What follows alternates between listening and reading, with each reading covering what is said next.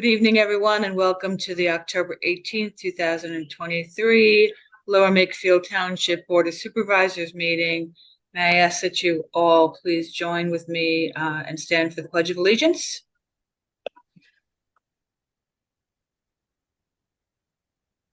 I pledge allegiance to the flag of the United States of America and to the republic for which it stands, one nation, under God, indivisible, with liberty and justice for all. Thank you.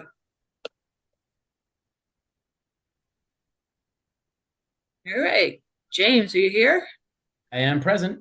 John? Present. Dan? Here. Colin? Present. Excellent. All five of us are here. With that, Colin, I understand you have a community announcement. Yes, thank you, Madam Chair.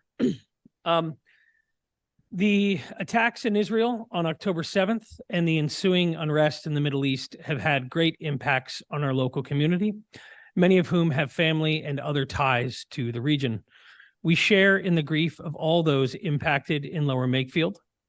Residents looking for ways to help locally should consider donating to any of our many local synagogues, many of whom have incurred significant increases in security costs in the intervening weeks. May the memory of all those who are lost be a blessing in both these dark and in more peaceful times. Thank you. Thank you, Colin. And with that, as we pursue a vision of peace, I would ask that we all just take a moment of silence for all that have been impacted over the last week and a half.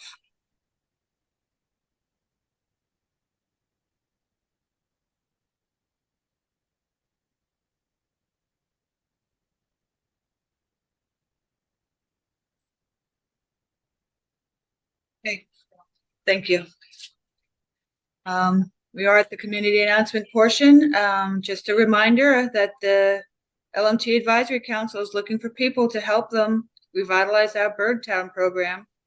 If you want to be a part of the local group making Birdtown PA goals a reality in LMT, please contact Jeannie Bray. Also, our friends at the Environmental Advisory Council will be hosting their crowd-pleasing styrofoam and recycling event on Saturday, October 28th from 10 to noon at the Township Building. We're going to have probably our last blood drive of this year on November 3rd from 12 to 5. So that starts a little bit earlier and ends a little bit earlier than we've had in the past. That's at the request of the Red Cross. So I hope you'll be able to sign up and join us. We're also hosting the third annual Race the Course 5K, 10K on Friday, November 3rd. So I don't advise you go there after giving blood. Pick one or the other, folks. That'll be held at the 4:30 at the Makefield Highland Golf Course. For information, you can register at www.runtheday.com/register. Veterans Parade is coming up. It'll be on November 4th, a week before Veterans Day. And it's being organized with the Lower Makefield Veterans Committee. The parade will run along Edgewood from Whitehall Drive to Heacock and will conclude with a ceremony at Veterans Square. The parade starts promptly at 1. And Lower Makefield and Yardley Borough will be hosting an e-waste recycling event on Saturday, November 11th. Veterans Day from 9 to 12 at the pool at LMT. Additional information can be found on the township website. Thank you to our township manager for getting that going for us. Is there any other public comment from the board? Colin, you. Yeah, I'm sorry. I had one other item, Madam Chair, related to PAA's recognition night. So tonight is recognition night for PAA, which is our local baseball and softball league.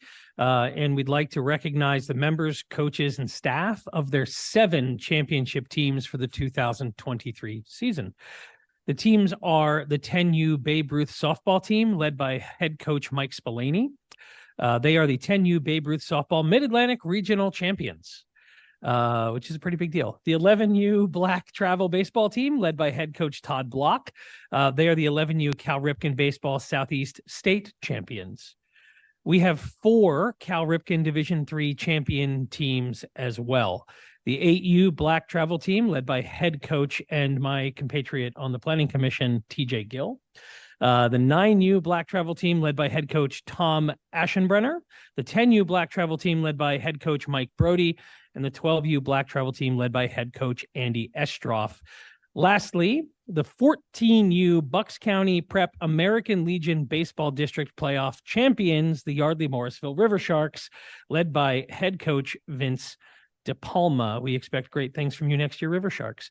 Congratulations to all our young community athletes and parents, coaches, and staff who've supported these great accomplishments. Thank you. Thank you. Any other board members? Are there any community announcements on the line or in the room? Hearing none, I'll move to agenda item number 5. Consider approval of the minutes from October 4th. Is there a motion? Madam Chair, I move that we approve the minutes for October 4th. Second. Thank you, John. Seconded by Dan. Is there any discussion? Any public comment? None in the room. Hearing none, I call the question. All those in favor, please signify by saying aye and raising your hand. Aye. Aye. Aye. I think we have lost James. He was there. So I'm going to say that the motion passes 4-0-0. With that, we're up to agenda item number 6, Natural Land Snipes Property Presentation. I'd like to share on the screen if that's all right. Yep, I cannot see you. Oh, where is best for me to stand for that? You're fine. They'll adjust the Can cameras. Thank you.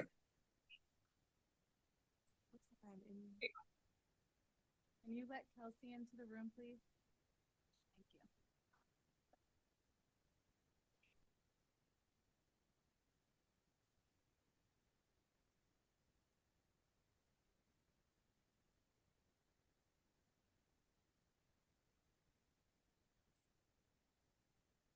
Whatever's easiest for me to see.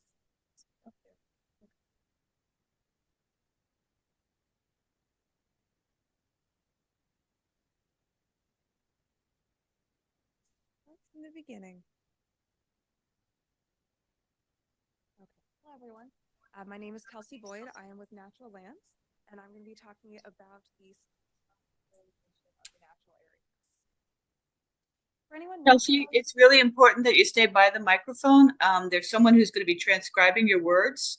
So you can okay. hold the microphone in your hand if you want, but Let's see. Can you hear me now? Is that Yeah. all right? Yeah. Okay. Oh, there you go. Thank you. thank you. Okay, so my name is Kelsey Boyd. I'm with Natural Lands, and I am the Stewardship Planning Program Manager. For anyone not familiar with Natural Lands, we are an environmental nonprofit based in southeastern Pennsylvania and southern New Jersey. Our mission is threefold: saving open space, caring for nature, and connecting people with the outdoors. As part of that mission, we work with municipalities to help you better understand and manage your open spaces. So for tonight's presentation, we'll be focusing on the Snipes property. And the purpose of this assessment was to look at the current conditions of the existing natural resources at the site. And that's done through both site visits and looking at available data. There's mapping data that was available, as well as background information provided by the township, and then the Pennsylvania Natural Diversity Index report, which I'll talk about in a few slides. From this assessment, I then worked to determine priorities of natural areas based on the current ecological condition and their importance. So focusing first on the existing conditions of the site, the Snipes property is a 35-acre property. It's this gray property in the center here. And you can see it's just south of 295. This aerial is from 2018. And what it shows is you can see there's a lot of trees still on the property. There's also some shrubs, some meadow areas. You can see the driveway coming through and making the loop through the property to the salt barn. This photo is from 1968, and it shows that the area was previously cleared for agriculture. You can see that there's no remaining natural vegetation. So this is a good indicator that we wouldn't expect to find old mature trees or other plants on the property. So what this map shows is what the current vegetation is on the site. For the site visits, I spent 2 days walking the entire property to look at what the individual plant species are, and then grouping those into different types of plant communities based on the cover types, such as forest, meadow, wetland, shrubland, and if it's wet or dry conditions, just to help categorize what is currently on the property. And what I found were 5 different plant communities. So there are conifer forests, which is the dark brown. There are meadows, which is the lighter yellow. There are mixed hardwood forests, which cover the majority of the property, and that's in green. There are shrublands and woodlands in the center. And then the last area is a wetland. And I'm going to step through each of these, just giving a little characterization for each. So the conifer forest is the most direct connection to its past as a Christmas tree farm. There are very few different types of native plants in this area. It's mostly the same type of conifer trees planted in rows. Throughout this presentation, I'll be talking about native plants and invasive plants, so just a little bit about each of those. Native plants are plants that have historically been in this area, pre-European colonization.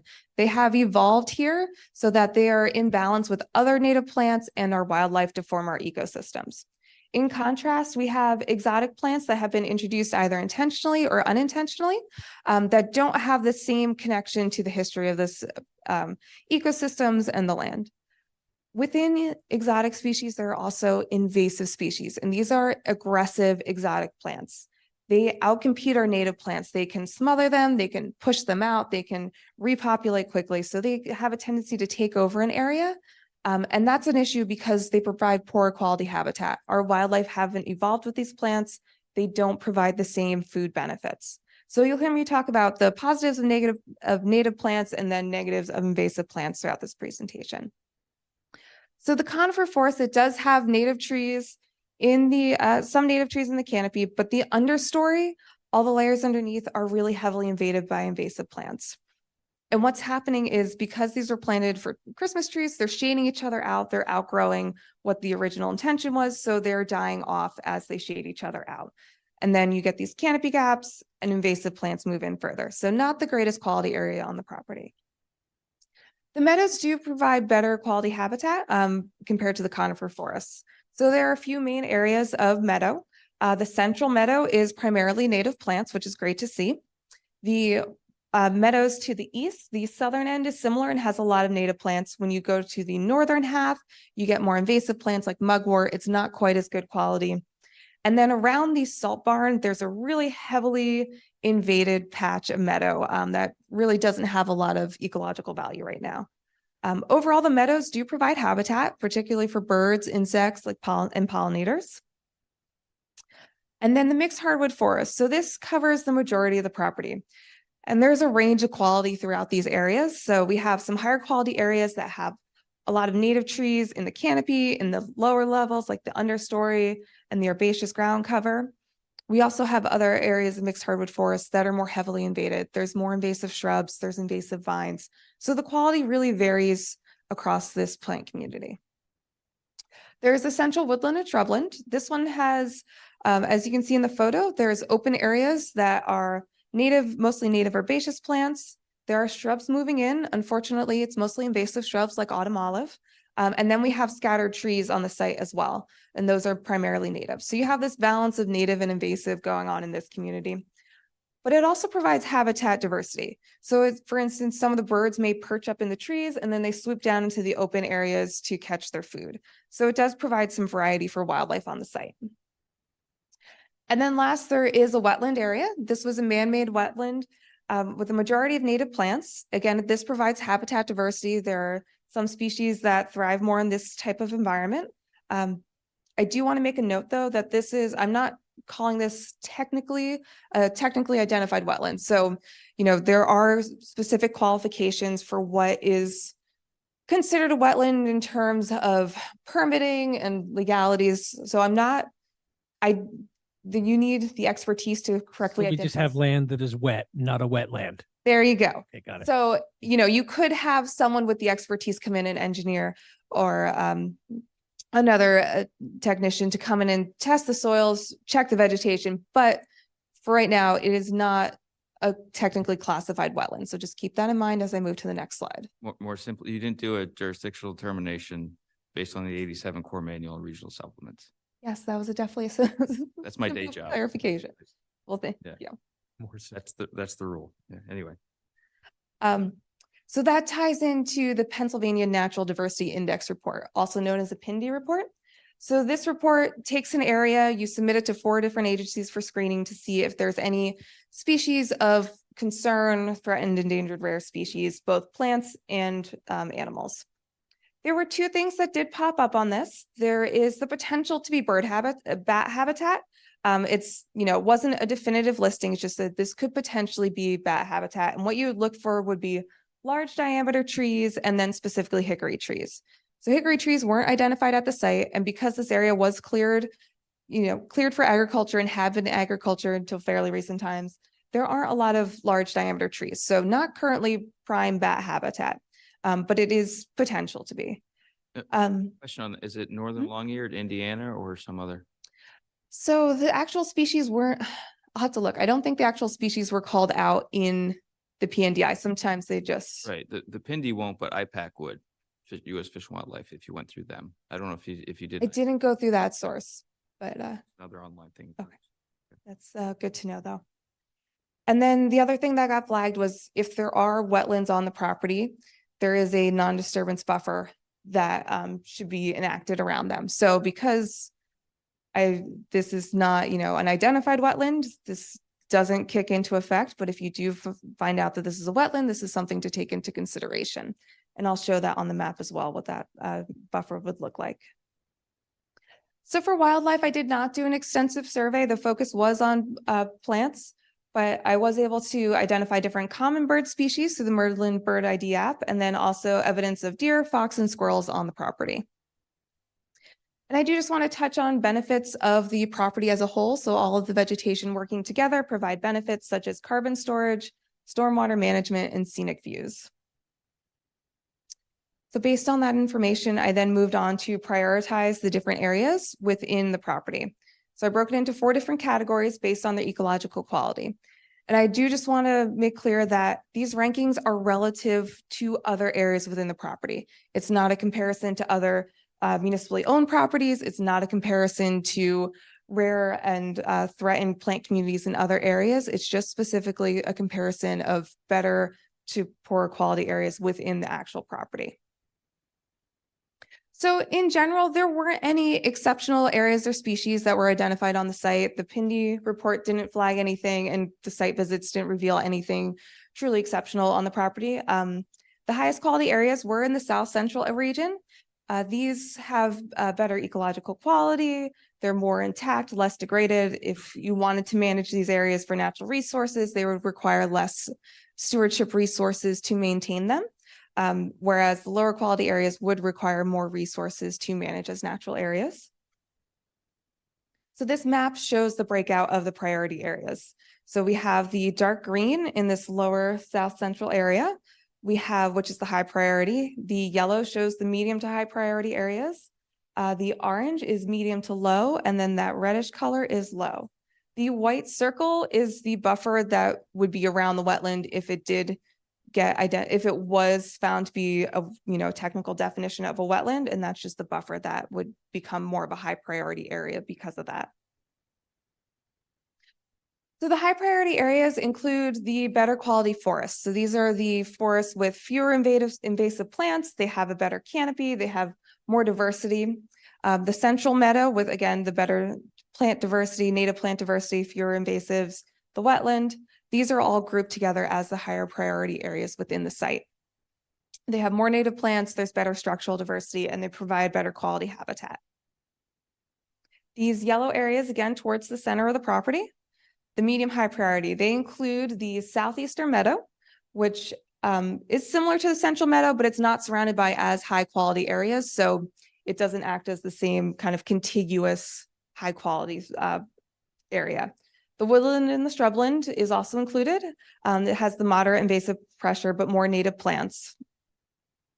The medium to low areas, you can see, are kind of patchworked across the property there, but they include the northeastern meadow because that has a higher percentage of invasive plants. And it includes some of the mixed hardwood forests, specifically areas that have lower diversity of native plants. They have more invasive pressure, particularly the vines. There might be some canopy gaps opening up where trees have died off and no new native plants are coming in from the understory, and there's just less diversity overall. And I should just note that across the entire property, regeneration of native plants, so new native plants growing in, was fairly low. This is likely due to high deer pressure, which is very common in the areas, I'm sure you're aware. And then the low priority areas are, again, the areas in red. So these include the conifer forest, which, as I mentioned, has low diversity. It's some of the trees are dying off and just invasives are coming in instead. And then it includes sections of the mixed hardwoods forest, particularly areas that have canopy gaps from ash tree die-off. And again, those aren't being replaced by native regeneration. You can see in the bottom right, there's a fallen tree. It's a big open area, and then there's vines growing over it. It's just the invasive vines trying to come in. There's also an area where invasive wisteria, which is a very aggressive vine, you can see in the top right, has completely overtaken an area. It's forming a thick mat on the ground. It's growing up into the trees. It's severely compromising this area and the health of those canopy trees. I also included the meadow area around the salt barn because, again, that is primarily invasive plants. There's not a lot of native plants holding out in that area. So overall, these areas have compromised sustainability. They're likely to continue to degrade over time without a lot of active management. So again, overall, moderate quality ecological conditions across the site. It's more shades of gray for the entire property. And then that prioritization really just focuses in the different ranges within that. So that is all I have tonight. If anybody has any questions, this is also my contact information if you need to get a hold of me later. Thank you. Thank you very much. Do any members, James, I see you've unmuted. You have some questions? Yeah, I just had a quick question. Thank you so much, Kelsey. Appreciate it. The last statement that you made, do you know if left kind of just to natural course of being left alone? So it sounds like this would essentially just become a non-native type area. Is that correct? There is a very strong likelihood of that. The invasive plants are already there. You can also already see areas where they're becoming dominant. And then without the native regeneration already occurring, any openings will likely be taken over by the invasive plants, particularly in the forest areas. The meadows might have a better chance because there is a higher percentage of native plants, but the deer are really suppressing any native regeneration. And then combined with the invasives, it is a potential downhill trajectory without active management. And that's very common in our region. That's typically the case. Unfortunately, just leaving nature to do what it does, we've already compromised it so far through our influences over time that active management is the best opportunity to sustain the research. So the non-native invasive, essentially, if they did their thing there, would just take over the space essentially. Do you know what percentage of what's in that park is non-native versus native, roughly? I don't have a percentage, and it definitely varies by community. So I would say, the meadows are a much higher percentage. They're, probably 3/4 would be, just the top of my head guess. Okay. If you get into the conifer forest, the understory is probably the reverse, 75% invasive. So it does vary across the property. Okay. And then my last question would be for Dave. Dave Kratzer, I think we do a hunt there. Is that correct? But only on Saturdays. Is that correct? I believe that's correct, James. Yes. Okay. And the reason for only doing it one day a week would be? I do not. The schools, I think proximity to schools, but I would have to verify that, James. Okay. All right. That's all I had. Thanks. Thank you, James. John? Kelsey, thank you very much. Did you take a look at the mast at all? Basically all the gunk at the bottom with the hickory and the nuts and all that stuff? So where I could, I did look and see, leaves are a great identifier. Seeds are a good identifier. It's kind of depends on when you're out in the season too, and what's been eaten, what's able to be seen.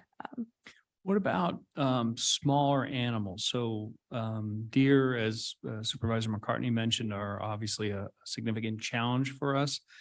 Did you see any rabbits or any smaller? I guess you saw fox, right? We saw fox, scat, saw squirrels. That was pretty, and then the birds. Those were the main wildlife that I saw. I didn't see any rabbits. It doesn't mean they're not there. It's pretty dense when you get into the meadows. It's really thick vegetation, and then in some of the forest areas where there are invasive plants, that gets pretty thick as well. So there's plenty of places for smaller mammals to hide. So I can't say definitively one way or another what's there or not. Let's hope they're hiding. Yeah. Many of them.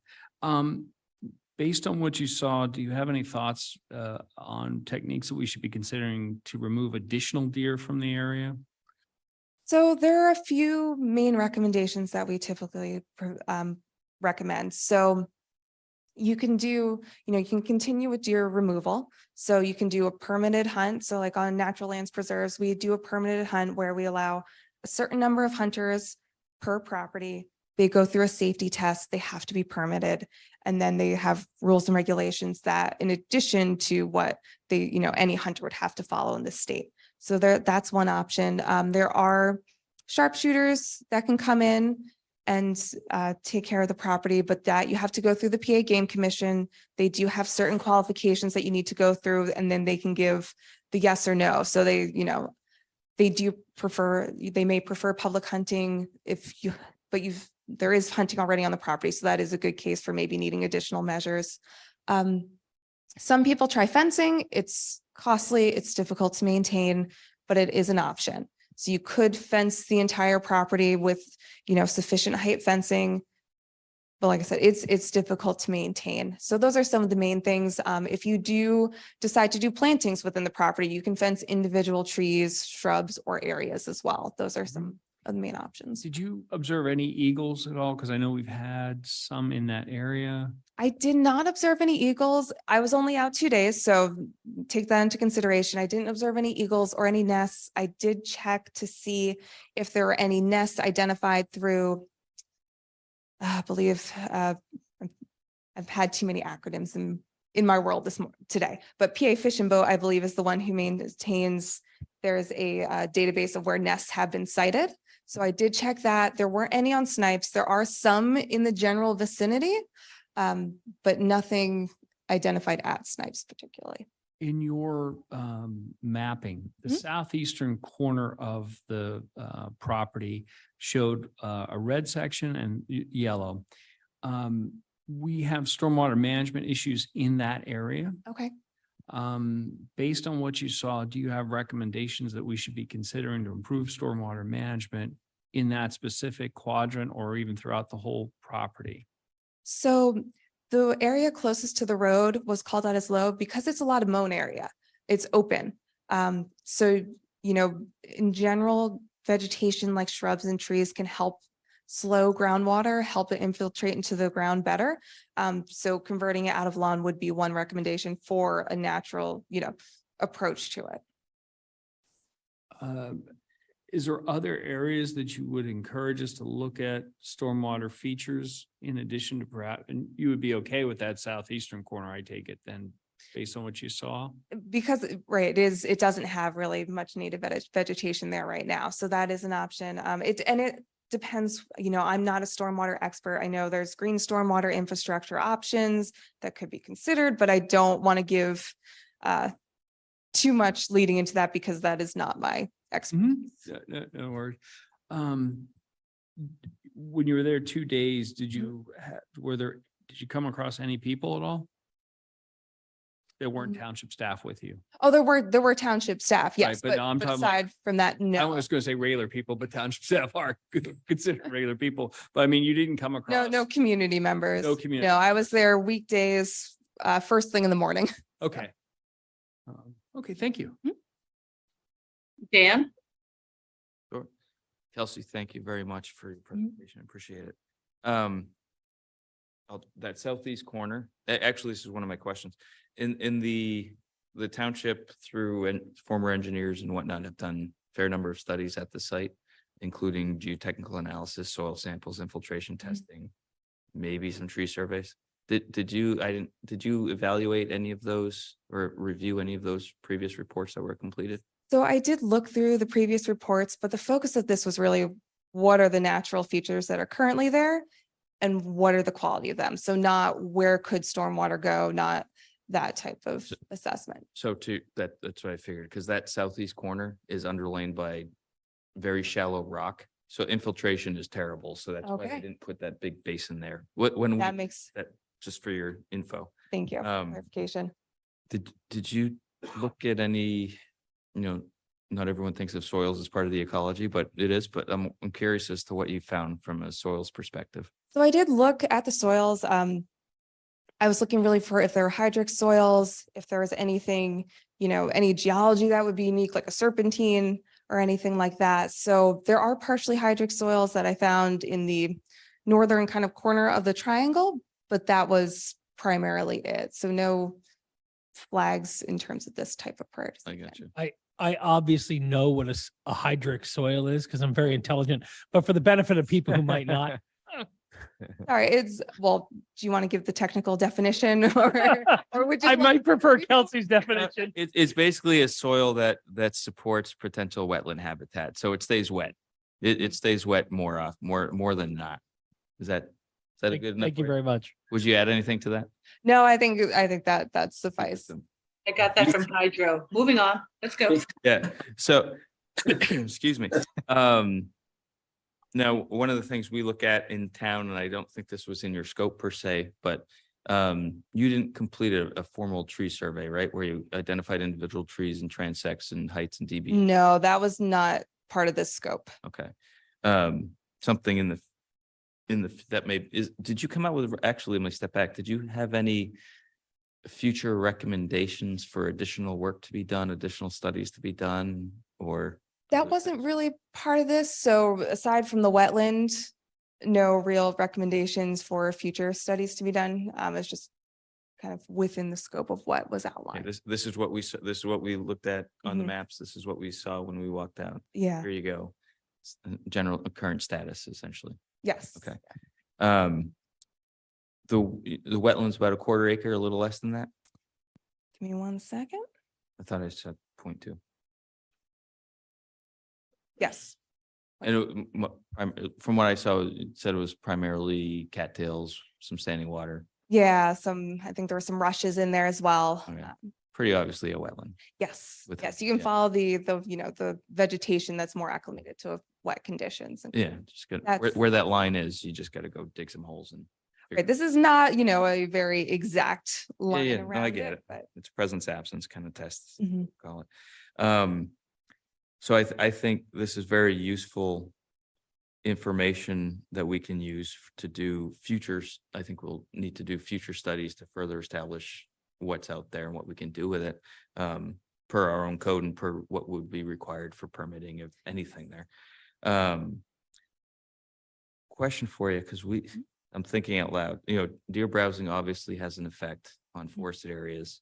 In terms, you could have a beautiful forested canopy and everything underneath it could be ferns or some other invasive vine because deer browse the heck out of it, right? We see that everywhere, especially in Pennsylvania. Other than in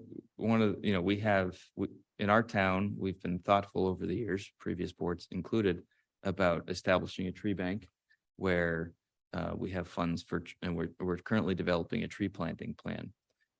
I'd be curious as to places and approaches that would be recommended for this tract in the future to augment the existing trees that are growing there, existing forested habitat with additional plantings, and not just trees, but understory shrubs and whatnot, to try and better manage the invasives that are coming in. Any thoughts on that? Yeah, so in terms of thinking about it as better managing the invasives, you can try and do plantings to take up growing space, give them a little bit more competition, but you do also want to tackle the invasives separately as well.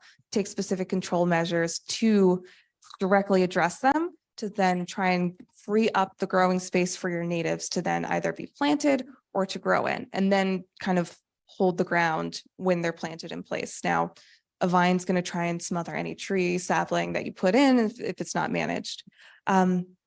So there are some ways to approach this. One recommendation when you're looking at where to start with tree plantings would be to, and generally for stewardship in general, is to start with the highest priority areas. Start with the areas that are most ecologically intact and have the farthest to go downhill. So you can start with those in these areas. So that's some of the mixed hardwood forests. So you can look and see, okay, you want to establish an understory with trees that can replace the canopy trees. So you want younger oaks coming in. You want younger hickories are hard to find in the nursery. Succession to happen, essentially. I'm sorry? Want succession, natural Yes, succession to happen. you want natural succession. So you can support that, and you can also support it by planting trees that thrive in the understory. Hornbeam is an example. So you can start with that. Another area to look into is, and if you can see, oh, no, okay, is that kind of larger southeastern corner. If you can control the invasives there, that's where you're getting more canopy gaps mixed in with the native plants. So if you look at where the canopy gaps are occurring, especially where some of the trees, because it is where the trees are dying off, if you can replace some of those and take up that sunlight so that the trees, kind of shade out as they're supposed to and provide less light to the invasive plants in the understory, that could also help as well. Colin? Oh, sorry, Dan. I No, think. no, I was just gonna say thank you and do exactly what you just did. So thank you very much. Appreciate Thank it. you. No questions. Thank you very much for the report. Okay, thank you. You may not be done, Kelsey. Is there any? Okay. Any public comment? Oh, you are done. Thank you, Kelsey. Thank you. All right, and we are up to agenda item number 7, engineers report. Thank you, Madam Chair. For the supervisors this evening, we have 2 items, both related to the South Drive Culvert Replacement Project. The first is a change order number 1. This is a slight addition to the contract to the amount of $5,230.03. It includes the removal of a tree that was determined to be in conflict for the construction and the installation of the culvert and the wing walls. So the original contract value was $176,568. With this change order, with the cost for removing that tree, the revised full contract value will be $181,798.03. So the first order here is a request for approving the change order number 1 for the culvert replacement project. Is there a motion? So moved. Second. Motion made by Dan, seconded by John. That I'll open it up to public comment. Dan? So we do we expect any other change orders effectively with what we're doing here? From the plans that we have for the contract, no. We did run into an unforeseen water line with the water company that was in there, which caused some delay with the work schedule that the contractor has. So we're currently working through any kind of cost that was related to that. But that necessarily is not a cost put on the township, but will be coordinated with the delay caused by the utility company. I don't have anything else, Suzanne.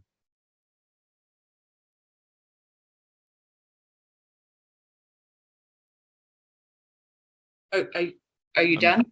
I am, Oh. yeah. Oh, I thought you said something else. Okay. Any other questions from the board? Is there any public comment?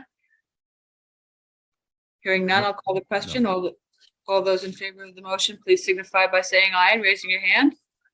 Aye. Aye. Aye. Motion passes 5-0. Next. Thank you. The next item, as mentioned, also for the South Drive Culvert Replacement Project. This is the recommendation for payment certificate number 1. This is the first payment for this project as it started a few weeks back. It includes payment to the contractor for work that's been completed to date, verified by our inspection team. It includes the tree removal that was part of change order 1, so that obviously would not be part of this if that wasn't approved, but it is included because that it has been completed work. The payment is in the amount of $62,302.55. After this payment, with the revised contract value, the remaining contract amount would be $119,495.48. So the work is continuing. We anticipate probably a payment cert each of the meetings that'll be upcoming as the project continues. Is there a motion? So moved. Second. I'm sorry, was that Dan? Dan made the, Motion, Mr. John yeah. seconded, yeah. Yeah, I heard John's voice. Thank you. Yeah. Motion made by Dan, seconded by John. Any comments from the board? I get my usual question. So your folks inspected, found it to be sufficient relative to this specific item, and then so you're okay with everything we're doing here? Yes, we are. Yeah, everything in this payment cert has been verified as complete. That's all Any for other- me. Any other comment from the board? Any public comment? None in the room. Hearing none, I'll call the question. All those in favor, please signify by saying aye. Raising your hand. Aye. Aye. Aye. Motion carries 5-0. Thank you. Managers report, agenda item number 8. Madam Chair, do we have any other questions for the engineer generally on his report? Other than just the 2 items on the agenda? Do you? I I do. do. That's why I'm asking. Then please, Dan. So at our last meeting, I'll call it the Maple Vale stormwater issue, but it really covers a few areas. At our last meeting, we discussed both the inlet on the southern entrance to Maple Vale and when and how that was going to be fixed. So that's item number 1 for me. Can either staff or Isaac, if you can provide us an update on that one? Absolutely. And we've been coordinating with Derek, the Director of Public Works as well. So what we've been able to do, and it was discussed a little last time, was that we had looked at the option of completely replacing the box and top that had failed at the north side of that intersection. What we've been able to do is rather than going through the process of getting a specially ordered box and top, we've been able to provide a detail of how to modify the existing one. They can basically thicken the inner wall of that inlet box if you look down it, which will give that support that the top fully needs. Reason why it is shifted back is the type of top that's placed on both of those. It was moved back a little extra to be in line with the curb line on both sides. So that's a detail that we worked with Derek to provide. Talking with Derek, he's provided that to the contractor that typically assists in these types of repairs. And we anticipate having an answer with some costs from that contractor in the very near future here, so we can get that scheduled and completed. So that sounds like it's, excuse me, in terms of timing, that's something that can be fabricated generally in the field or installed in the field, which isn't something that you have to buy and wait for some outside supplier to fabricate. Correct. Yeah, the modifications to the box would be done in field rather than having to replace any of the structures there. So that's done, and then the top would be replaced on top of where it currently has the plate. That'll mitigate schedule. We're probably about within a week. It should be repaired and complete. Next question. I want to hear. Thank you. And then the second question, let's jump over to the other side of Maple Vale across the street. Any updates on the Hillwood Terrace, Highland Drive, et cetera, Taylorsville area in terms of where we're at with that stuff? From our update last meeting, we had said we're finalizing those plans, the layout of the additional inlets, pipes, looking at that culvert structure that goes underneath Highland near Taylorsville. Those plans have been finalized, presented to township staff, which we typically do get some feedback and notes. We are scheduled to look through all that again tomorrow morning with our staff meeting. And following that, we would look to, move towards kind of packaging that together. So we would anticipate at perhaps the next meeting or one coming up to look to put together a request. We're moving with the finalized plans into like a bidding phase and, eventually to have that put out for public bid. So potentially our next meeting is what, November 1st, I think? Yes. Yeah, so hopefully by then. Yes. Good. That's good news. Looking forward to that. I had one other one, dang it. It's related. Well, I'll say the other piece that we had updates last time was the permitting and the. Yes, did you have scheduled the meeting pre-app that we had? meeting? We That's did, what I yeah. had in my head. Thank you. So the pre-app meeting, we had noted on those slides was scheduled for the 12th, and we did have that with the DEP. The Army Corps was there as well, including township staff and our team. They clarified and kind of gave us direction on what they would need in those applications. It'll be a GP3 permit, it's called, for each of the stream segments. that we're looking at to do the additional like gravel bar clearing and things of that nature. Part of what they want to see on there when we submit that all to them is photos of where the main clearing is going to be done. They wanted to just have a walk through with the expertise to identify if there are wetland boundaries associated with where we're going there. So we're looking to, conduct those items, get that in with the application, and have that submitted. I would say we're definitely aiming to look to get that all to them this month so they can, go through their review process and get that back to us. So some of the properties we were looking at previously, I don't know if that's where you ended up, but some of them were private properties where the stream went through. Are we still looking at doing work on private property, or stream that flows through private property is how I should phrase it. And then two, if we're doing that, do we need to get those landowners to be co-signers of the permit applications? I mean, I think at this point, we're limited to publicly owned lands. It's not suggesting that we won't look at opportunities on private property, but the areas that he's currently permitting are the area that we own. You can speak. The Prospects Farm, I guess. Got Correct. Yeah, no, exactly right. And that was one of the things they clarified in that pre-app meeting for any areas that might involve some private property. You would have to go through easements and get that all obviously agreed upon with the property owners before going into those areas. So we're to be as prudent as possible with these permits. We're going to look at the township owned areas and kind of go from there. And those would be the basin, kind of sort of where the basins are next to Prospect Farms. And then the parcel across Taylorsville adjacent to the bridge, just north of Mapleville. Correct. Any other- Yeah, that other one's the one that kind of follows the on-ramp with 295 there. The other thing, just sort of related to the permitting issue that we're looking at and Land Studies was also looking at as well is the potential of doing like a watershed-wide permit so we can get beyond sort of these individual permitting requirements. So central office in particular has sort of engaged in those kinds of approaches. And so they have informally started conversations with DP Central Office in Harrisburg about the potential of doing sort of a broader permit that would provide us with some additional flexibility as we move forward. Good. And I'll just make a comment at this is because it wasn't you as the engineer, but probably should have said this during public comment, not public comment, but during the community announcements. The listening event, I'll call it, that was held on October 11th with Land Studies and township staff. I was there, Supervisor Coyle was there. I thought it went really, really well. There was a lot of good information sharing. And I'm excited to see what comes out of that. I personally saw some pictures and videos that came out of that and folks that were aware of that weren't able to attend that sent over stuff later of some pretty major flooding and flows that were coming down Dolington in areas that I wasn't aware of personally. So it was good to see that even stronger flows than I saw on Highland.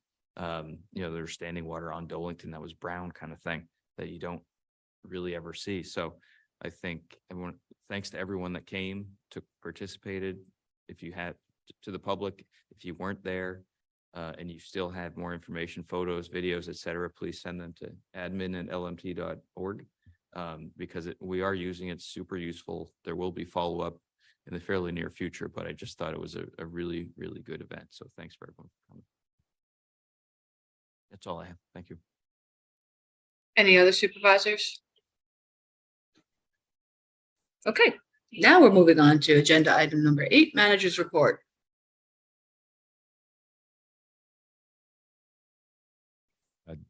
There was a request for public comment, and I don't know if Dan, did you hear that?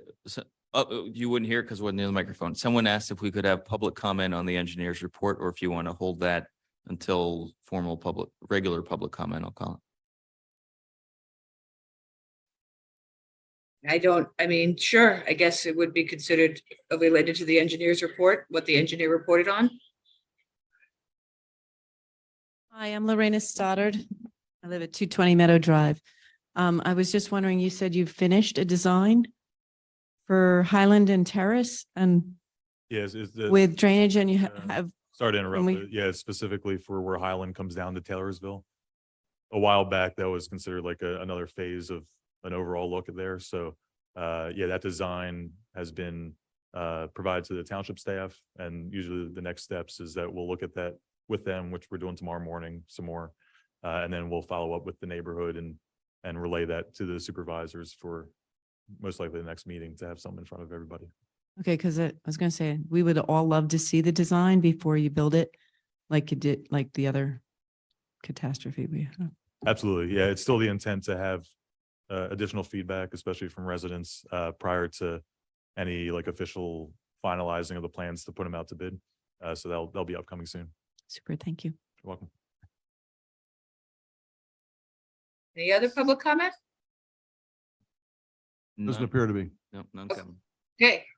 Hmm. Now, third time being a charm. Manager's report. So the first item, 8A, is actually incorrect on the agenda.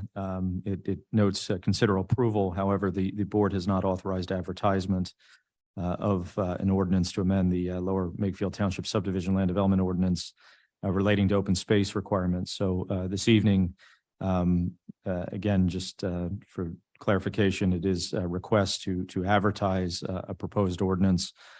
The ordinance is a companion ordinance to the modifications that were made early in the year to the zoning ordinance, getting more into some requirements related to open space management plans and so forth. So, Jim, I don't know if you have any additional sort of context or comments for the board. And then also perhaps summarize, there has been obviously review by the Planning Commission, the Bucks County Planning Commission, and then the EAC has also reviewed the ordinance. So I don't know if you want to share some of that with the board as they consider authorizing the advertisement of this ordinance for consideration. The Planning Commission reviewed the amendments to the saldo portion of this ordinance, primarily for the definitions of open space and a few other miscellaneous items. And at their August 14th meeting, they voted to recommend that they adopt the ordinance provisions, provided that we comply with comments number 1 and 3 from the Bucks County Planning Commission. Those related to just some clarification. One was about the definition of like unremediated landfills. And another one just said that you should specify a registered landscape architect should be looking at some of the landscape revisions. The EAC also issued a review memo on October 12th. Their comments were, the first comment was that they thought that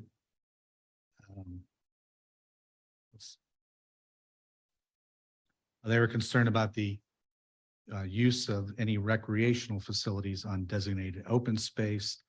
And one of the things is that they wanted to make sure that the definition was revised to say that any tree removal of impervious surface shall be kept to a minimum, and there should be no development on resource protected land. You're not resource protected land is by nature just resource protected, so you wouldn't be allowed to develop it on it anyway. And that includes tree removal or impervious surface. Their other comment was about public access to the designated open space, and that they said that there may be situations where limiting public access is justified, such as when the designated open space is to be farmland preservation property, it is environmentally sensitive resource protected land, or there is no means by which a public could access the property without trespassing on land. They thought it should be a general rule that the public should have access to designated open space. And I know that was a long discussion by the Planning Commission, also the Board of Supervisors when they did the zoning ordinance amendment for open space. And I think we landed on, provided that we have the proper mechanism in place, whether the open space is owned by the public, as in the township, by an entity that is viable, such as a homeowners association, or some other form, let's say farmland preservation, that access, would be dependent upon who owns it and what type of land it is. So based on that, I think the big thing is that there's a consistency between our zoning ordinance and our subdivision land development ordinance with this amendment.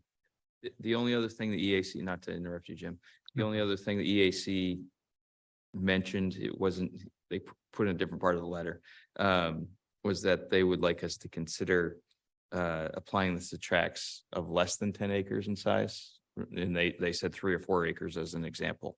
But everything else that Jim says is obviously correct. So it's an interesting comment. I don't know how viable that would be from a legal perspective, but It may be considered substantive, which may have to go back. I don't know. If you change it here, you probably would have to, Well, you would also have to amend the zoning Right. ordinance again to create consistency between the two documents, which currently limits the applicability to parcels of 10 acres or more. And not to step too far in the conversation, but we discussed that extensively at the planning commission level. We got the opinion of Barbara Kirk that it was a substantial limitation on those smaller parcels and would be subject to legal challenge. Jim, could you just go back over again, please? I wasn't sure if I followed you. So specifically farmland, preservation land. Is a recommendation by the EAC that the public be allowed to access farmland preservation land, even though it may in fact be open, but it is not public land? No, I think their recommendation was that the land be accessible unless it was something like environmentally sensitive property or farmland preservation. So I think I phrased that kind of awkwardly, so. no, you're correct. And we just talked about the EAC meeting a few days ago, and Jim is accurately representing what they're trying to get across. So the short version is they generally would like they're recommending that the public should have access to open space. However, in certain situations such as farmland preservation land, it's okay that the public does not have access to that. Because it's not particular open public space. land. Right, it's farmland preservation owns it. Right. Or No, so- or The recommendation is Yeah. that the public have access to public open space, not space that's owned by others well, and not developed. to one example, I could say where maybe their choice of words was not the best. Like, for example, Patterson Farm is not currently owned by Farmland Preservation. So I could see that as an agricultural easement over public lands that I think they would be reasonable or would consider, at least we would consider. It doesn't make sense to allow for public access to an active farm for. Right, and we multiple have reasons. it Yeah. posted as such as well. Right. So okay. I think the pertinent sentence from their letter is any proposal to restrict public access to the designated open space needs a justification. And again, that was discussed extensively over several months at Planning Commission. And ultimately, we decided these were not public lands and that we couldn't recommend you require public access to them. Thank you. So I don't think we should have any further discussion, James, until we have a motion. Go ahead, James. I just have a quick question. Colin, was there any, or Dan or Colin, was there any particular properties that EAC was targeting as far as trying to get this verbiage put in there? No, I think they were the concept around it so we can get to a motion here is really, a lot of, they want to make sure that that open space to the extent that we can is publicly accessible so that it's not just an amenity for an HOA or something like that, that it has that open space does remain public in nature, whether it's through a conservation easement or something else that is then given over to the county or whoever else may take ownership of it, except in specific cases. Yeah. Specifically, you're looking at future development that dedicates open space is accessible to the public at whole. Is that essentially what they're looking at? That's a good sum up. Yeah, you summed it up. Okay. pretty well. Bless you. Okay. So before we have a motion, I'm hoping we're going to have a motion. Dave, because we are changing it from approval to advertise, is there 2 motions? No, it's okay with the Sunshine Act. You can just amend it as suggested by Mr. Cratchit without a separate motion. Fortunately, it's not like adding something to the agenda, which normally would require the motion. This is the purpose of the new Sunshine Act rules, which actually are 2 years old, would be to just provide notice of an issue on the agenda, which certainly this does. So. Thank you very much. So is there a motion?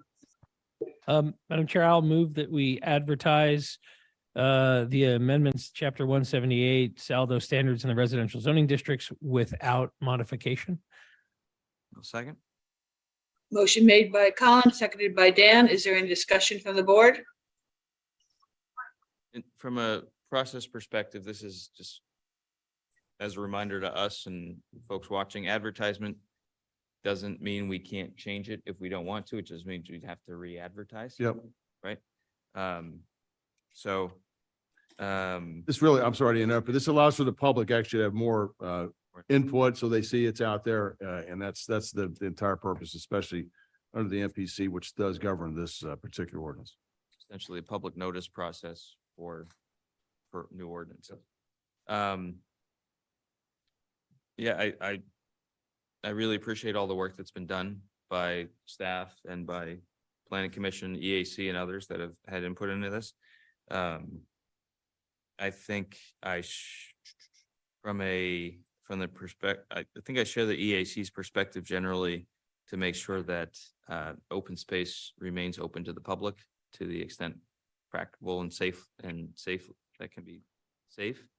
I did have a question, Jim, on definition of open space. So just want to be clear is what is considered open space, and specifically if an HOA or developer proposed making an area that, let's say, has basketball courts or turf fields or something like that, something that isn't, it doesn't have trees and isn't a park-like setting. It's more an area that's kind of impervious, but they consider a public space. How are those types of areas or anything that you can think of that might be similar in nature considered within the open space definition? Would it be considered open space, or is it not open space?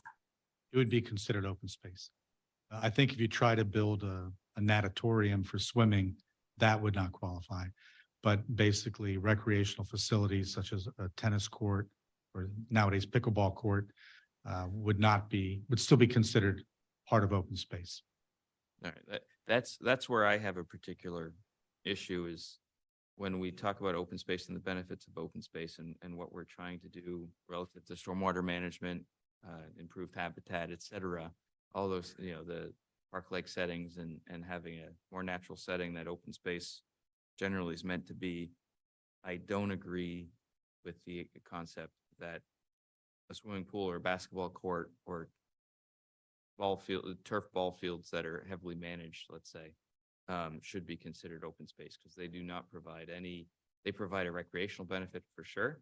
But to me, that is not something I personally would consider to be open space that meets the goals of our open space preservation, reduce our storm impacts and stormwater management to make sure that we do have better habitat throughout the township, putting more impervious area, putting more clearing of trees and other habitats that are out there that kind of defeats the purpose of the open space definition, in my view. Since that is something that we're pushing for so hard in the township with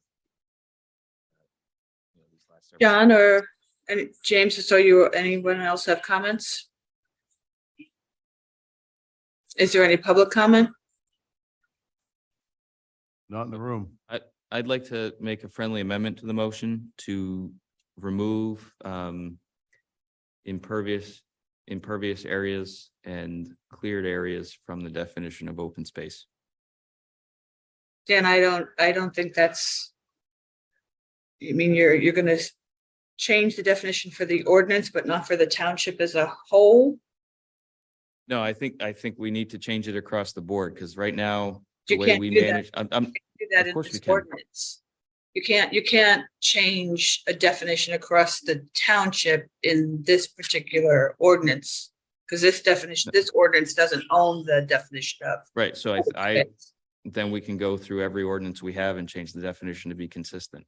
Okay. What do we that, would but do, I not think, tonight. what I would suggest we do, if the board desires to do that, you'd want to then list all of the different ordinances where open space is listed, and then have an ordinance that would amend all those at one time, Yeah. So that to me would be the kind of if there's a better word for it, I'm not coming up with it, but omnibus. I But think. it would be more efficient if we could do that. Yes. I hear you, yeah. We could do a quick search on the E code for that and find every Mhm. instance for that. Yep. The challenge with open space is as a term, it's two very general words, but we've had some flexibility. Things like golf courses are considered open space when we think about, well, how many acres of open space in the community? And that's a recreational facility. So we're kind of like a good standard if we figured out, okay, anything that's pervious, right, that is recreational could count under that scenario. Yeah. As long as we agreed on whatever that standard was, when we do apples to apples comparisons with other municipalities and stuff like that, we should always we've never kind of agreed on that. In years past, we've had discussions at the board level about, what counts as open space. And there are people that, like, hey, this doesn't, golf courses don't count, or, well, they do provide value, or they don't, or farmland preservation counts, those sorts of things. So as long as we agree on one, I'd be okay with that. Yeah, I think this is a great conversation, but it's not, I don't see it as germane to this ordinance. And I think it requires a lot of work, which I would fully support doing, just not right now while we're considering this motion. Madam Chair, we do in the preamble to this particular motion, we do define open space. For this particular, Correct. correct. So would it be germane then, Dan, to propose the amendment to modify the definition of open space within this particular ordinance? Yeah, and then you would, and then, I'm just sorry, then the primary modification, again, because this is a companion from a recently adopted zoning ordinance amendment, so you would have to, at a minimum, you would obviously have to create consistency of definition between those two that govern land use activities. So is it most appropriate, David, to move this forward as it stands and then redefine open space? That would be my suggestion, especially because we've had other conversations about stormwater management issues and things like that. That I think would be kind of a comprehensive approach to this, which would kind of have that overview that I think everybody here agrees that we really need to look at carefully. And, one way to do that would be to say that open space does not include impervious surface, regardless of whether they're for recreational purposes, something like that.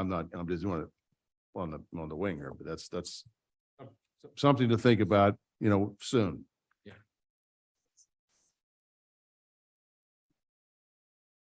Is this So section? Biff Nelma, I'm sorry, John, is that you?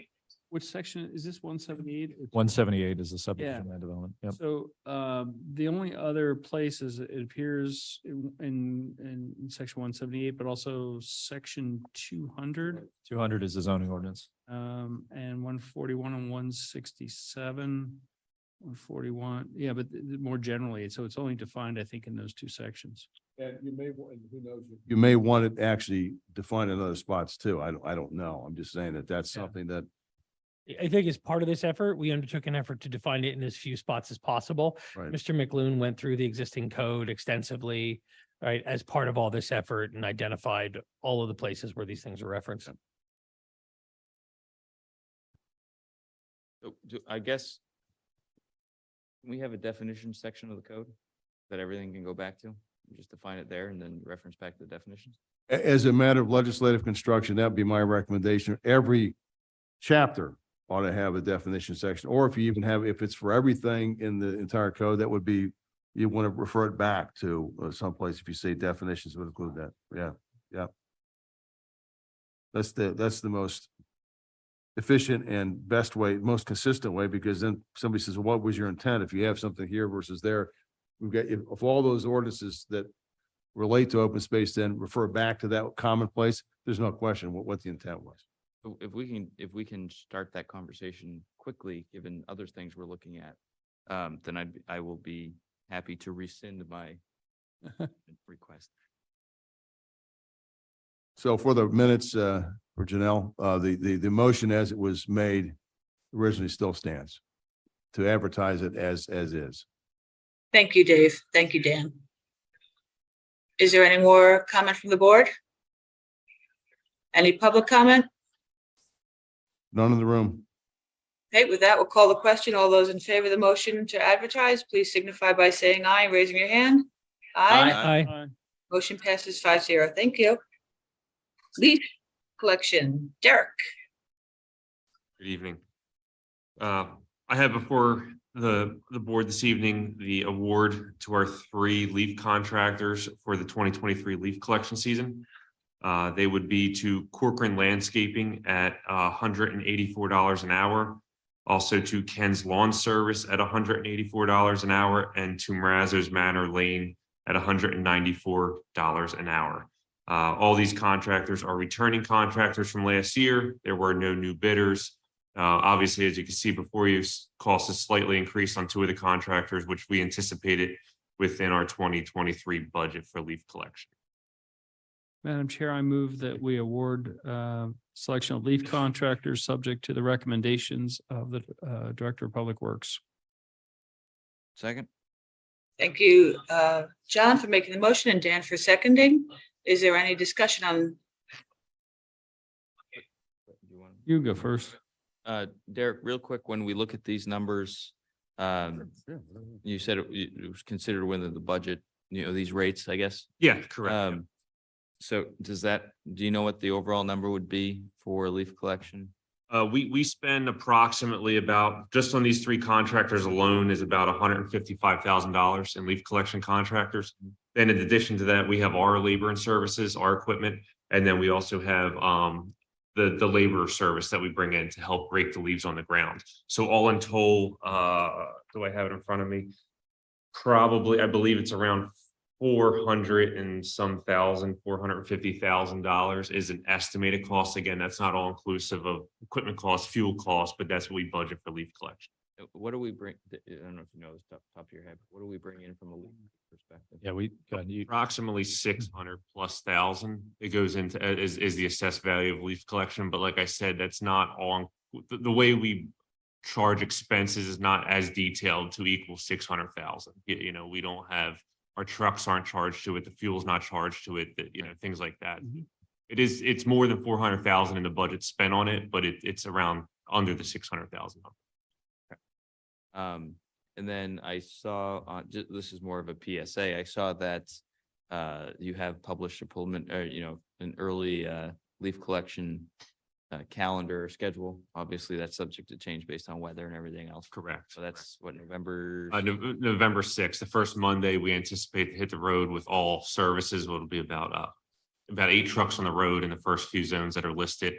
And then as that week progresses, we'll get another published out to everyone to see. My goal is to do weekly updates to let the residents where things are. And in terms of the rules surrounding that for residents to be reminded? I did add that this year to ensure that the residents remember that the leaves are not to be on the street. They're to be in the grass strip, behind the curb line. Please keep them away from mailboxes, trees, things like that, and do not put them on top of storm drains by all means. Please do not. We have whether it's 2 main things, right? You put a big pile of leaves in the road. If you got a typical 2-lane road, you basically take up a lane just with leaves. So it makes a very unsafe situation, especially if people on sidewalks.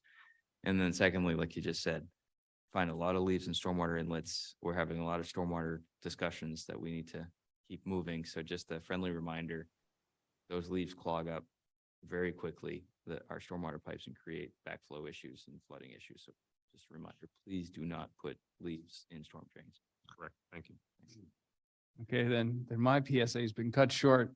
However, I would say, when you get the calendar, go in and put in your Outlook the time in which you should rake your leaves before, so that's there. Why do I say that? Because I am the worst at this. I'm always like at the less, and I will hear the trucks in my neighborhood. And I'm just saying this because I'm the worst offender at this, and they like frantically rake, right? Because I know you're there, and I'm like, that gets me like a half hour. I can get a lot of this done. It doesn't work that way. So my recommendation is go look at the map, find out when your day is, put a little reminder in your Outlook or put a task in there for the schedule. So you don't end up like me, feverishly out there raking when you should be on some boring conference call. So that's my PSA. And then also do put it in the grass strips. I haven't been 100% on that in the past. So just for the record, I want to bring all that. Any other comments from supervisors? If I may, a brief question for Mr. Truelove. as I'm looking over the submissions, the certificates of liability insurance, they all indicate coverage on scheduled autos. I see that part of the form lists the year, vehicle model, and type of equipment. Just getting the year and model is sufficient to identify a specific vehicle as a scheduled auto for liability insurance purposes? Generally, I think that would be the case. They would have to list those on their insurance anyway. So yeah, I think if it satisfies the insurance. Now, if for some reason that there's a concern about that, we can ask for more detail. Derek can I do that. believe they typically provide their companies, and I don't have it in front of me. I believe they provide their companies COI typically. And I don't know if you're referring to in the bid doc is actually the equipment listed. Is that? Yeah, so What we require, again, these are the historic documents. We found in the past, we've required that to know what the contractors are showing up with to make sure they're not undersizing their equipment for what our needs are. okay, yep, I'm not seeing specific vehicles listed on these COIs, and I just want to make sure we're covered. Just want to make sure that the insurance covers the vehicles that they're. I just want to make sure that our residents are get that. protected if a Yeah. vehicle does something bad, that's all. Thank you, Colin. Thank you. James, you're unmuted. Nope, I have nothing. Okay, any public comment? No in the room. Let's call the question. All those in favor, please signify by saying aye and raising your hand. Aye. Aye. Motion passes 5-0. Thank you, everyone. Thank you. So I just have a couple, before we move on to the solicitor's reports, just a couple sort of general announcements. One relates to the Selco zoning hearing board application. So the hearing on that has been continued. The zoning hearing board met last evening. The matter has been continued to their January 16th, 2024 meeting of the zoning hearing board, in which they'll reconvene and continue the hearing there. Additionally, as we've reported previously and the board authorized, we have special budget meetings scheduled for October the 25th, which is next Wednesday, beginning at 7:30 p.m. And then there's an additional meeting scheduled for November the 8th, that one starting at 6:30 p.m. And those would be held here at the municipal building and would be available for folks to participate and view online as is customary with meetings here. Additionally, for the board's information, we have received two separate requests from township residents requesting some modifications to some of the existing ordinances that the township had previously legislated. One relating to amending regulations governing short-term rentals, and then another concerning amending the requirements that govern vacant and or foreclosed properties. So we're starting to look at both of those issues and we'll ultimately report back to the board on those. So I just wanted to give you a heads up that those requests have come in, and we have, assuming that the board has no objection of looking at those ordinances, we're starting to look at those and we'll come back with some suggested modifications to enhance where enhancement is necessary. So those are the sort of informational items and reminders that I wanted to address. Happy to address any questions that you may have regarding those items or any other item. Yeah, Dave, on the issue of short-term rental, I think we were pretty aggressive in our original legislation, and legislation's the wrong word, but I thank John for his leadership on that. And I know we've amended it already. It may be time not only to look in that area, but to look more broadly. And, do we have to go back to looking at, I know sometimes the phrase flop houses gets thrown around, but other efforts we can take to ensure that the spirit of what we're trying to do is accomplished and not stay so narrow that we're just looking at long-term rental issues.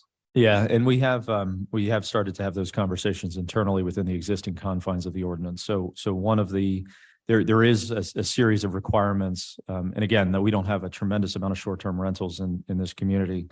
But for example, the existing ordinance requires twice annual inspections. Historically, that has been something that there's been a little lax. We've been a little laxed on. So obviously you just adopted a modification of that ordinance that provides for if there are 3 violations of the ordinance within a rolling 5-year period, then there's the opportunity for permanent revocation of an immediate revocation of the short-term rental license. So we are, Mike Kirk in particular is going to be sending correspondence to those that have registered short-term rentals in the community, as well as we'll do some research using things like Airbnb and other sites to try to identify short-term rentals within the community. And then in turn, we intend to send notice to them. Again, one, making them aware of the recent change to the ordinance governing short-term rentals as it relates to the 3 strikes and you're out rule. But then also reminding of their obligation to schedule twice annual inspections, so that there's certain requirements that are placed on those that are operating short-term rentals that I think it probably makes sense, regardless of any further modification, makes sense to remind them of their obligations under the license. So we are doing that irrespective of any potential modifications to the I'll say the ordinance governing short-term rentals. Great, thank you so much. You're welcome. If I can ask related to that, is there a fee that the owner pays for the inspection? So there's a fee, there's a license fee. So again, we can look at the appropriateness of that license fee as well, as we're going through sort of update to the fee schedule and the associated ordinance. Yeah, if they're already paying a license fee, then, as if I were the property owner, I would see the inspection as something I'm owed by the township. I know they may not see it that way because they prefer not to have them, but Yeah, whether the fee is sufficient to cover the cost associated with the time of inspection, I think is what we need to look at to make sure that, again, it's reflective of costs that are being incurred. okay, great. Thank you. Madam Chair, there is one public comment, I believe, on just something from the manager's report. Perfect, thank you. Sure. Hi, thanks, Lori Gray. I am a resident of Lower Makefield Township. And Dave, thanks so much for clarifying the special budget meetings. I just wanted to bring to your attention, the website says that the meeting on the 25th is at 6:30. Okay. Okay. And I sent an email, but I just did it like Okay. before I Well, I came appreciate here. you doing that. I'll make sure to follow up on that. And then the 11th, 8th meeting is not listed yet. There are other meetings in November, but that one's not listed. So I Okay. just wanted to bring that to your I attention. Thanks for appreciate that. clarifying I'll make tonight. sure that that's reflected on the website. Thank you. Any other public comment? No. All right, agenda item number 9 then. Solicitor's report. Thank you, Madam Chair. An executive session was held tonight between 6:30 and the start of this meeting. All board members were present for that executive session, along with Chief Galuzzi, Mr. Kratzer, and myself. Items discussed included real estate litigation and informational items. Next, there are 2 zoning hearing board matters. First, appeal number Z-23-2033. Steve Millett, I'm sorry, I apologize for the pronunciation, for the property located at 1487 Merrick Road, tax parcel 20-017-104. The applicant is requesting a variance from Township Zoning Ordinance 200-69, capital A 14, small c, in order to install a 5-foot-high aluminum fence and an easement. Given the zoning hearing board's extensive experience with these situations where they place conditions, we would recommend deferral unless there's a different sentiment from the board. Hearing none, the next appeal is appeal number Z-23-2035, Joseph Menard, for property located at 917 Putnam Drive, tax parcel 20-025-152. Applicant requests a variance from the Township Zoning Ordinance 200-23, capital B, in order to install a 390 square foot paver patio, which would increase the impervious surface from the existing 23.1% to 25.4%, where 18% is the allowable amount. In the application, there was no indication of any stormwater mitigation offset or efforts otherwise. Given some of the circumstances in the township the last several months, the board's been taking a much more stringent view, and we recommend opposition at this point. If that would be the board's sentiment, they would have to take a vote. Is there a motion? Madam Chair, I move that given the recent stormwater issues in the township, we move to oppose. Second. Motion made by Colin, seconded by James. Any discussion by the board? Quick question. If the zoning hearing board makes a recommendation for stormwater mitigation, that it's a patio that could be integrated in the patio design, and the applicant agrees to that, that may be relatively unobtrusive to the design, to the patio itself, but can cover the bases as to what we're looking for. Yeah. we could. You can always modify that, and even at the time, I could certainly direct Barbara Kirk that she would understand the reason for the opposition with stormwater mitigation, and if indeed it appears that that would be satisfied, their opposition would be necessary. So I think we'll try to make that clear in any of these oppositions, so we know what the parameters and the reasons are. And as a follow-up to that, this is where I remind folks that the zoning hearing board is an independent body of the Board of Supervisors. It is quasi judicial. So when we're interacting with it, that's as the board.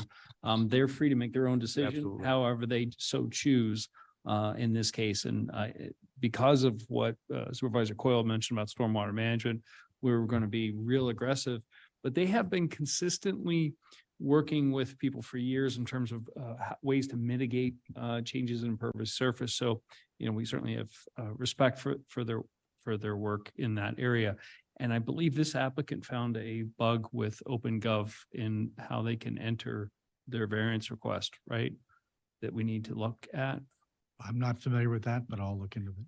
Well, I thought it in terms of, so we previously spoke about like having them to submit something as it relates to stormwater mitigation as essentially a requirement and with the application. So the failure to do so, in essence, the application would be deemed incomplete. But I think by entering text in that field,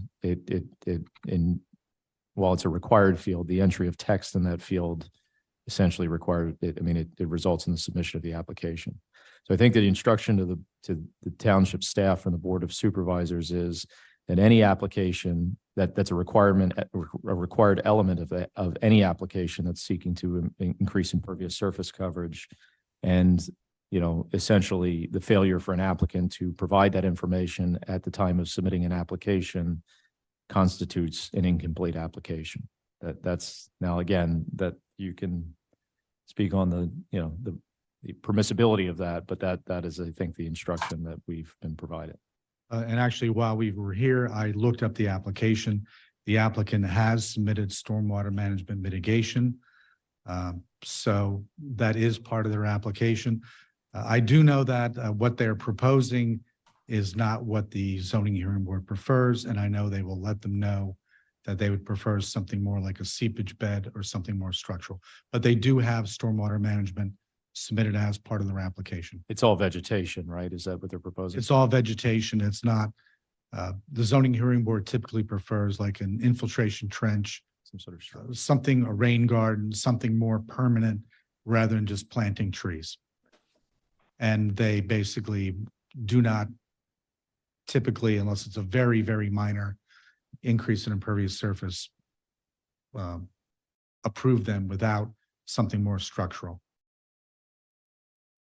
And in this case, where the applicant's going up 2.3% from what's there, but ultimately it's 7.4% higher than what's allowable. Right. So it's fairly significant overall. Okay. Yeah, and typically the zoning hearing board has requested for a larger increase. Well, not a larger increase, but something that's already significantly over, to not only retain the water from what they're doing, but to go back Back to the a original. little bit, well, maybe not to the original, but go back at least a couple of percent or to what is the allowable amount, depending on the nature of the application. It's usually something that could be reasonably integrated into the design and not affect the patio or whatever it is.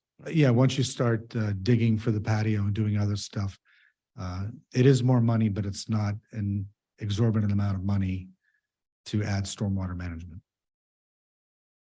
Well, the motion is pending for opposition, so it's up. If you still want to go in that direction, it's fine. Or if you want to modify, it's up to the board. I'm not, I would continue with opposition just as a general principle, given where the board is having to deal with stormwater issues. The applicant's a very fine member of our community. I'm sure the zoning hearing board will work out a solution that will be effective for everyone. So. Yeah, my personal take is, we've made a stance to oppose things that don't have specific types of mitigation when we have stormwater increases. However, opposition sounds negative in some cases, but I think the zoning hearing board has a good history of working with applicants to come to a good conclusion. So that I'm okay opposing, but hoping that they can come to it. And I think the opposition here is for policy reasons, basically. I think that would be, it's not targeted to this property, anything like that, but if anybody else came before the board, as I understand it, with similar application for their property and a similar either lack of or minimal stormwater mitigation, applications, have to take the same stance for the same reasons. So anyway, but you still have to vote. So, Do we get a motion in a second? yes. Call the question, Madam Chair. Yep, we'll call the question. All those in favor, please signify by saying aye and raising your hand. Aye. Aye. Okay, motion carries 5-0. Thank you. And that's all I have. Thank you. Then we are on to 11, community development. You have in front of you the consideration for pay application number 1 for the Regency Pedestrian Trail Project to T. Schieffer Contractors, Inc., in the amount of $200,483.10. This is for the work completed to date. We do have a 10% retainage from the work that had been completed, and that is how we arrived at the $200,483.10. Madam Chair, I move that we approve pay application number 1 for the Regency Pedestrian Trail Project to T. Schieffer Contractors, Inc. in the amount of $200,483.10. There's second. Second? Thank you. Motion made by John, seconded by Dan. Discussion? Yes, Question. Dan? Yeah, in terms of what's included in this pay application, obviously, we've had a lot of talk about various changes here. Have any of those changes or any of the work that's been done or will be done, not will be done, obviously, but has there been anything done relative to some of the changes that are being considered that are included in this pay application? And if not, do we have an understanding of how much that'll be relative to what's left in the budget here? So, I mean, I don't know if you want to, there's probably elements in this pay application that are subject to change based on modifications that we've talked about at prior meetings. But again, the contractor has implemented these improvements consistent with the drawings as the drawings were released. So, yeah. Unlike a presentation on another project. Okay. I'm not saying don't pay him for the work done. I'm just from an overall budget. It's more of a Yeah, budget. Jim, you might, I mean, again, there's in excess of, what was it? 600 and something thousand in that fund that's funding it. The bid was less than what was anticipated, right? So, I mean, from an overall project budget perspective, you're expecting it to come in budget. Yeah, overall, even with the extra work they're going to be doing, I think we'll still be well within the budget that has been outlined in 2023. That's all.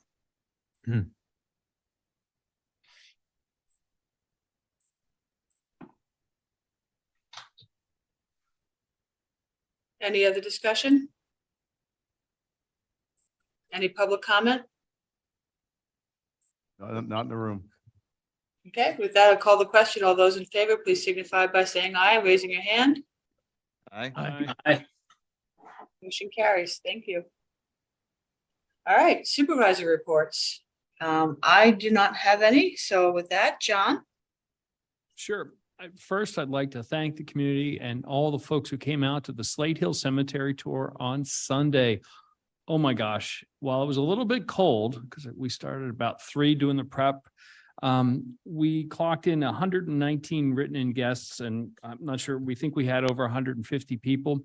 But what was exciting about the tour was the performances. Just staggering in terms of a chance for people to get a sense of history live. So it was a tremendously successful event. I think everybody had a blast that was there. And for all those who thought that the Eagles game would be better to watch than going to the Slate Hill Cemetery tour, you were sadly mistaken, because this was far more fun. And I want to thank everybody that was involved with the project. The entire LMT Historical Commission did a tremendous job. Monica Hinden, Joe, the whole crew did a wonderful job. The pictures, folks that are out there, it was a lovely day, just a little bit cold, but otherwise just awesome. And we hope to have a similarly exciting event next year. Farmland Preservation met yesterday. Nothing significant to report there, and that's the conclusion of my report for this evening. Thank you. James? It's previously stated by Mr. Kratzer, the zoning hearing board met last night and gave a continuance to Selco for the cell phone tower. That's all I have to report. Thank you. Dan? So in addition to the items mentioned earlier, the EAC met, and hopefully I pronounced this gentleman's name correctly, Mr. Thomas Kamita, who is the landscape architect who is putting together our township-wide tree planting plan, attended, and they had a very productive discussion with Mr. Kamita about that. I believe if it hasn't already happened, they'll be doing some site walks soon, and it should be with the EAC and staff. So it'll be very excited to see what comes out of that tree planting plan. Yeah, those sidewalks they occurred Friday after. So he was here on Friday and went around with Jim. So. Good report. Oh, and Sumya. And Sumya as well. Yes. Yeah. Good. It's good to hear. Other than that, the Trent Mercer Airport Review Board met to review our draft letter and had no real comments on it. So that should be, the township manager should be able to send that out soon.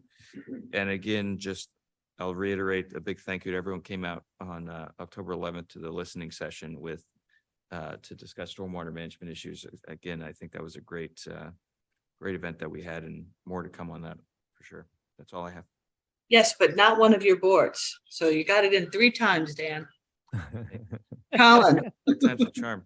I would like the record to reflect that the fact that every single one of my committees, commissions, and boards having canceled their meetings since my appointment as a supervisor does not in any way reflect on me as an individual or a member of this board. I look forward to meeting all of them very soon. Thank you, Colin. Any other business? There's no appointments or reappointments. So with that, we're up to agenda item 15, public comment. Is there any public comment in the room? Not seeing any. Doesn't appear to be. Thank you. Any public comment online? There's no public comment online. All right. Well, with that, thank you all. This meeting is adjourned. Have a good night, everyone. Have a great night. Thanks. Thank you and good Thank night. you.